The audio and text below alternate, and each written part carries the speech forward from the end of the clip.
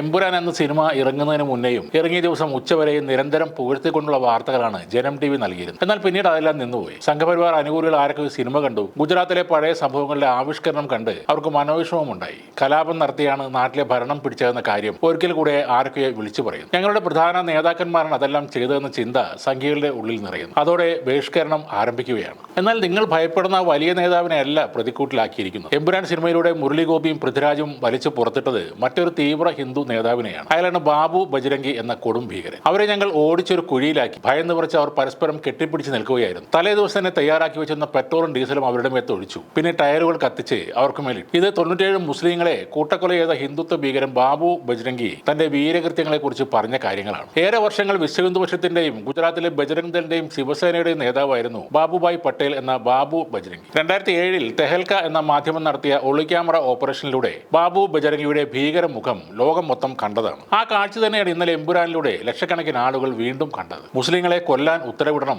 ഉന്നത ജാതിക്കാരും പണക്കാരും കൊല്ലാൻ ഇറങ്ങില്ല. ചേരിനിവാസികളും ദരിദ്രരും ആയ ആളുകൾ കൊല്ലാൻ ഇറങ്ങിക്കൊള്ളും. മുസ്ലിങ്ങളെ കൊന്ന് അവരുടെ സമ്പത്തെല്ലാം സ്വന്തമാക്കാമെന്ന് പറഞ്ഞാൽ 3 ദിവസം കൊണ്ട് ഇന്ത്യയിൽ നിന്ന് മുസ്ലിങ്ങൾ തുടച്ചു നീക്കപ്പെടും. ഇതൊക്കെയാണ് ആ ഭീകരൻ അന്ന് പറഞ്ഞത്. താനാണ് നരോദ പാർട്ടിയിൽ ആക്രമണത്തിന് തുടക്കമിട്ടതെന്നും ഗർഭിണിയുടെ വയർ പിളർത്തിയ കുഞ്ഞിനെ പുറത്തിട്ടത് താനാണെന്നും ബാബുഭായ് തുറന്നു പറഞ്ഞിരുന്നു. എന്നാൽ അതിൽ താൻ ഒരിക്കലും ഖേദിക്കുന്നില്ലെന്നും അവസരം ലഭിച്ചാൽ ഇനിയും കൊല്ലുമെന്നും തന്നെയാണ് അന്നും ബാബു പറഞ്ഞത്. ഇതൊക്കെ പെട്ടെന്ന് എങ്ങനെയാണ് പ്ലാൻ ചെയ്തെന്ന തെഹൽക്ക ടീമിന്റെ ചോദ്യത്തിന് ഒറ്റ രാത്രി കൊണ്ടാണ് എല്ലാം ചെയ്തതെന്നും 30ഓളം പേരുടെ ടീമിനെ താൻ അതിനായി സംഘടിപ്പിച്ചെന്നും തോക്കുകൾ ഉള്ള ആളുകളുടെ വീട്ടിൽ പോയി അത് വാങ്ങിയെന്നും വിസമ്മതിച്ചവരെ ഭീഷണിപ്പെടുത്തിയെന്നും അങ്ങനെ 23 തോക്കുകൾ ഒപ്പിച്ചുവെന്നുമാണ് ഇയാൾ പറയുന്നത്. എന്നാൽ ആരെയും വെടിവെച്ച് കൊല്ലേണ്ടി വന്നില്ലെന്നും ഒരു മസ്ജിദിനരികിലെ കുഴിയിൽ വെച്ചാണ് അവരെ തീർത്തതെന്നും അയാൾ പറയുന്നു. അന്ന് തന്നെ ആഭ്യന്തരമന്ത്രിയെയും വിശ്വഹിന്ദുപക്ഷ ജനറൽ സെക്രട്ടറി ജയ്ദീപ് പട്ടേലിനെയും വിളിച്ച് മരിച്ച ആളുകളുടെ എണ്ണവും പറഞ്ഞു. അതോടൊപ്പം ഇനിയെല്ലാം നിങ്ങളുടെ കയ്യിലാണെന്നും പറഞ്ഞുവെന്ന് വളരെ അഭിമാനത്തോടെയാണ് ഇയാൾ വെളിപ്പെടുത്തിയത്. ഇത്രയ്ക്കും മുസ്ലിങ്ങളെ കൊന്ന ശേഷം എന്ത് തോന്നിയെന്ന തെഹൽക്കയുടെ ചോദ്യത്തിന് അത് താൻ നന്നായി ആസ്വദിച്ചുവെന്നും ആഭ്യന്തരമന്ത്രിയെ വിളിച്ച് കാര്യങ്ങൾ പറഞ്ഞ ശേഷം താൻ സുഖമായി കിടന്നുറങ്ങിയെന്നുമാണ് ഇയാൾ പറഞ്ഞത്. ഒരൊറ്റ മുസ്ലിമിന്റെ കട പോലും വെറുതെ വിട്ടില്ല. എല്ലാം ഞങ്ങൾ തീയിട്ട് നശിപ്പിച്ചു. ഞങ്ങൾ വെട്ടിയ ആളുകളെയും തീയിട്ടു.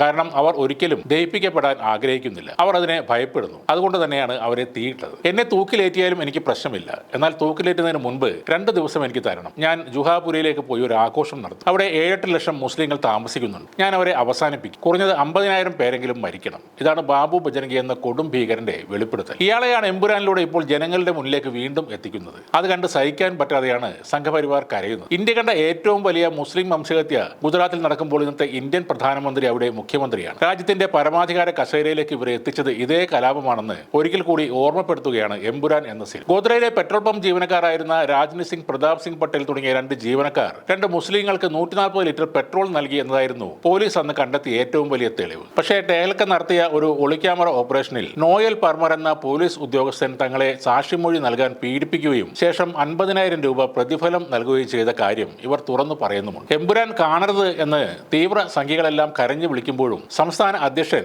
രാജീവ് ചന്ദ്രശേഖർ പറയുന്നത് സിനിമ കാണണം എന്നാണ്. കാരണം ശാഖയിൽ പോയി കാവിയുടുത്ത് പരിശീലനം നേടിയ ആളല്ല അദ്ദേഹം. രാഷ്ട്രീയത്തിൽ വലതുപക്ഷത്തേക്ക് എത്തപ്പെട്ട ആളെന്ന് വേണമെങ്കിൽ പറയാം. ഇപ്പോൾ അദ്ദേഹം രാജിവെക്കണം. കൂടാതെ മോഹൻലാൽ ലഫ്റ്റനന്റ് പദവി ഒഴിയണം എന്നൊക്കെയാണ് കേരള സംഖ്യകളുടെ ആവശ്യങ്ങൾ.